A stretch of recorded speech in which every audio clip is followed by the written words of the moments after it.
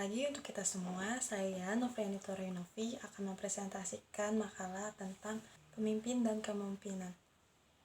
Ini adalah makalah hasil kelompok 6, di mana kami presentasi bersama-sama di depan kelas, dan sekarang adalah tugas video untuk mempresentasikan makalah tersebut. Latar belakang pembuatan makalah ini adalah setiap organisasi atau kelompok ataupun institusi, keberadaan pemimpin itu sangat penting. Untuk memimpin suatu organisasi itu harus ada, karena jika tidak ada itu akan sulit untuk menyatukan banyak kepala. Jadinya harus ada pemimpin yang ditunjuk untuk memimpin segala jalannya organisasi atau kelompok. Dan juga pemimpin bukan hanya bertugas untuk mengatur dan mengarahkan, tetapi juga menjadi fitur panutan yang mampu menginspirasi dan memotivasi serta menciptakan perubahan positif. Kepemimpinan sebagai kemampuan untuk mempengaruhi dan mengarahkan orang lain menuju pencapaian tujuan bersama, menjadi kunci utama dalam keberhasilan suatu organisasi. Di tengah tantangan zaman sekarang, semakin kompleks, model kepemimpinan juga terus berkembang mengikuti perkembangan zaman. Pemimpin masa kini dituntut tidak hanya memiliki kecakapan teknis, namun juga harus memiliki keterampilan interpersonal, karena suatu kelompok atau organisasi itu memiliki banyak anggota, jadi harus bisa untuk membangun hubungan satu dengan yang lain, dan juga integritas dan juga visi yang jelas. Tanpa pemimpin yang baik, organisasi akan kehilangan arah, semangat kerja akan menurun, dan tujuan bersama akan sulit dicapai. Makalah ini disusun untuk menggali lebih dalam mengenai konsep pemimpin dan kepemimpinan baik dari sisi teori maupun praktisnya. Nah, kita akan masuk ke dalam pengertian. Menurut Atoila 2010, pemimpin atau leader adalah orang yang mempunyai bawahan atau orang yang mengendalikan jalannya suatu organisasi. Jadi pemimpin itu adalah orangnya atau individu yang mempunyai bawahan. Jika dia tidak memiliki bawahan, dia tidak bisa disebut pemimpin. Dan juga pemimpin adalah pelaku unsur-unsur yang terdapat dalam kepemimpinan, yaitu unsur kekuasaan, pengaruh, kekuatan, dan pemegang tanggung jawab. Nah, juga pemimpin memiliki kelebihan untuk mengarahkan bawahannya untuk membentuk sifat dan perilaku taat bawahannya. Dan apabila seorang pemimpin tidak memiliki kelebihan tersebut, akan terjadi ketidaktaatan dan ketidakpatuhan bawahan terhadap pemimpinnya. Kepemimpinan atau leadership merupakan sifat dari pemimpin dalam melaksanakan tugas, fungsi, dan kewajibannya. Sifat pemimpin apa? Adalah mencakup tanggung jawab secara moral dan legal, dan juga pelaksanaan wewenang, dan juga banyak lainnya. Dan juga menurut Wiyati, kepemimpinan adalah proses pengarahan dan pemberian pengaruh kepada kegiatan-kegiatan sekelompok anggota yang saling berhubungan tugasnya. Jadi kepemimpinan adalah proses untuk memimpin, untuk mengarahkan, seperti itu. Dan kepemimpinan selalu berhubungan dengan orang lain, yaitu juga pembagian tugas dan pengarahan. Cara pemimpin memimpin harus dapat mengarahkan bawahannya untuk menuju kemajuan di masa depan. Perintah yang jelas, melimpahkan wewenang, pemberian penghargaan, seperti itu.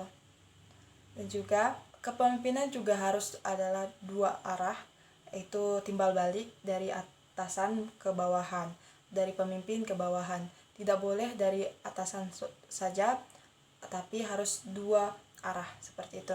Dan juga terdapat 5 teori kepemimpinan, yaitu genetik, sosial, dan situasional, ekologis, dan sosio-behavioristik. Genetik itu adalah apa? Teori genetik adalah seorang pemimpin yang memang dilahirkan untuk menjadi pemimpin, seperti ahli waris tata kerajaan. Dia adalah seorang yang dilahirkan memang untuk menjadi pemimpin, menggantikan pemimpin sebelumnya, atau bisa dibilang ayahnya atau raja yang memimpin di suatu tempat itu. Dan juga ada teori sosial. Teori sosial ini bukan dari hanya pemimpinnya, tapi pemimpin muncul karena adalah suatu kelompok yang bekerja sama, dan itu adalah mencakup fungsi teori sosial.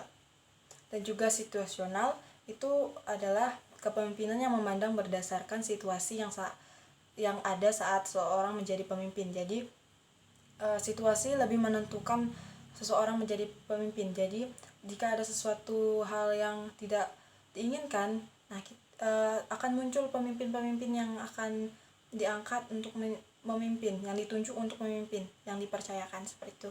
Dan juga teori ekologis ini adalah memandang bahwa kepemimpinan merupakan kolaborasi antara bakat alami yang sudah ada sejak seseorang dilahirkan. Jadi saat dia dilahirkan, dia sudah memiliki sifat yang baik untuk menjadi pemimpin. Dan juga teori yang kelima adalah teori sosio-behavioristik. Itu adalah kolaborasi juga.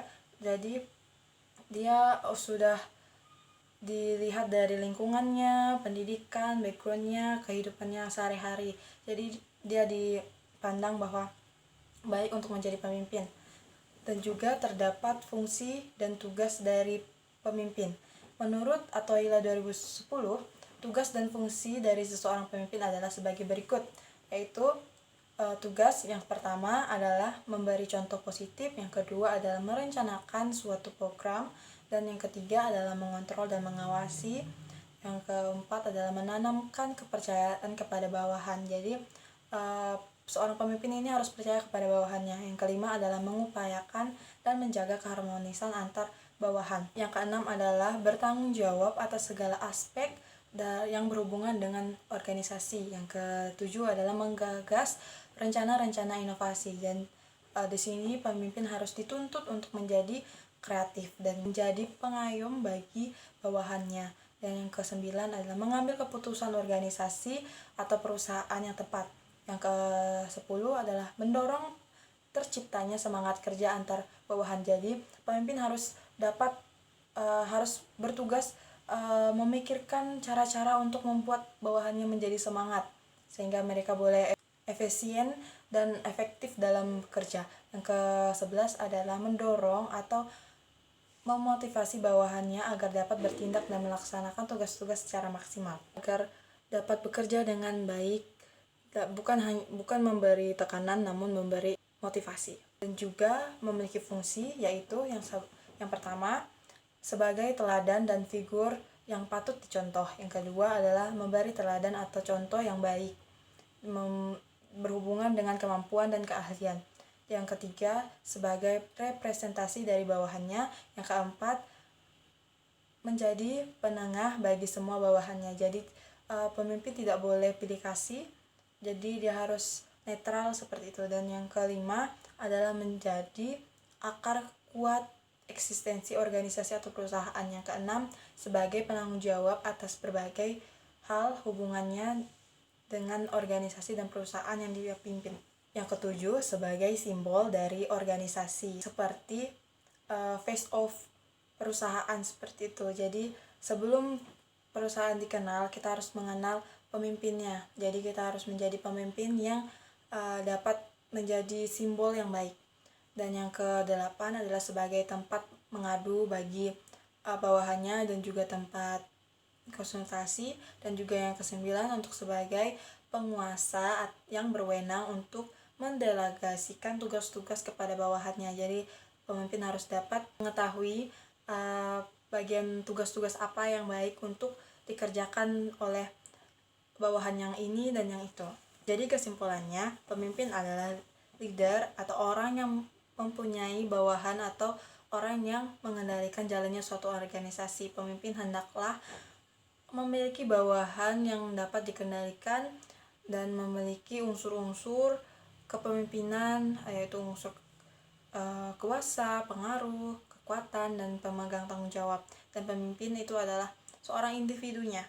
Dan kepemimpinan adalah suatu sifat dari pemimpin untuk melaksanakan tugas-tugasnya, dan juga pemimpin adalah proses pengarahan, dan juga pemimpin dan kepemimpinan ini adalah dua hal yang saling berkaitan, tidak bisa dilepaskan, dan cara untuk melakukan kedua ini adalah komunikasi yang baik. Jika tidak ada komunikasi yang baik, itu sama saja tidak akan tercapai tujuan yang akan dicapai. Nah, mereka ini juga tidak akan bisa berjalan jika tidak ada kecakapan atau keahlian interpersonal, membangun hubungan satu dengan yang lain, seperti itu. Kepemimpinan juga memiliki teori-teori yang membangun yang kita bisa pelajari, yaitu yang pertama genetik, yang kedua adalah sosial, yang ketiga adalah situasional, keempat adalah ekologis, dan yang kelima adalah behavioristik. Dan itu juga memiliki tugas, memiliki fungsi. Tugasnya memikirkan contoh, merencanakan program, mengontrol, mengawasi, menanamkan kepercayaan, dan menjaga keharmonisan dan juga bertanggung jawab. Fungsinya adalah sebagai teladan, sebagai representasi dari bawahannya, sebagai penengah, penguat, bertanggung jawab, dan simbol-simbol lainnya. Jadi sekian presentasi dari saya. Semoga video ini dapat mencerahkan kita mengetahui apa itu pemimpin dan kepemimpinan dalam kehidupan kita sehari-hari. Bye-bye.